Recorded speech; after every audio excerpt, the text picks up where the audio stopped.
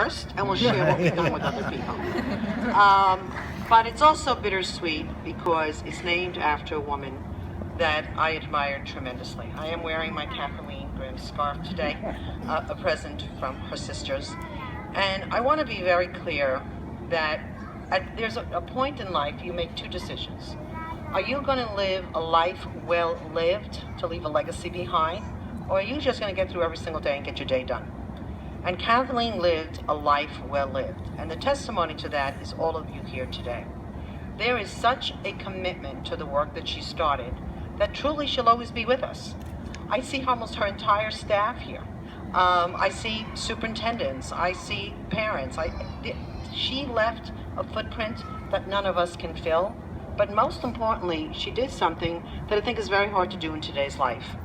And she lived a balanced life, and I want to be clear what I mean by that. I would say that easily every third week, Kathleen would say, Carmen, I'm coming in late on Monday, I'm going to a communion. Or, Carmen, I'm coming in late, or not coming in on Friday, because I'm flying to California for a baptism. And after a while I said, how many people do you have in your family, Kathleen? You always seem to be going somewhere.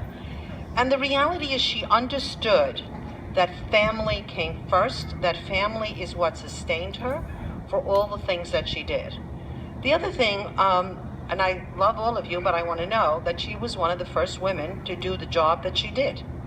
And all the men respected her. And I don't say this kind of to be corny. I say it because for many of us who are the first women in something, it takes more time to develop that respect and that people will do things. Tom will do whatever Kathleen Grimm ever told him.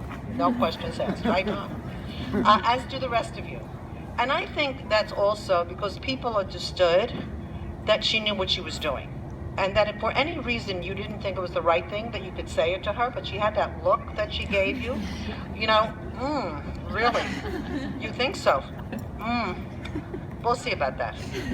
And the reality is, this is a woman who was confident in what she knew. She was also someone who understood that she didn't know it all, but when she made a decision, she stood by it and she made sure it was completed.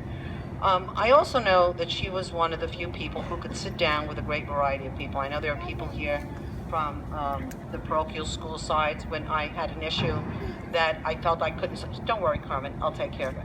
She was a mentor to all of us. I don't think there's a deputy chancellor or anyone even that worked at Tweed that when there was an issue of complexity, and by that I mean human complexity, but we couldn't go to Kathleen and say, what do you see about this? And she gave you a very straight answer. She wasn't going to go around and make it look pretty or whatever. It was what it was, and you got it done, and then you moved on. And I want to say also that the lesson I think she taught all of us is that towards the end, and I'm spending a lot more time on Kathleen than the school, because I think we need to actually do research on who our schools are named after, because these are the models that we should be following.